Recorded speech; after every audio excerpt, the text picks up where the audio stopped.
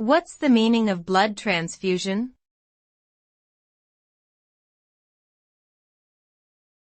Blood transfusion.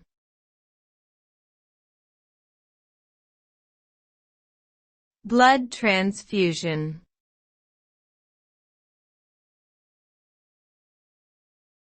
Blood transfusion.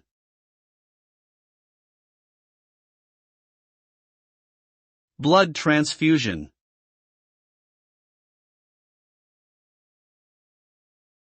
Blood transfusion is a medical procedure where blood is transferred from one person to another.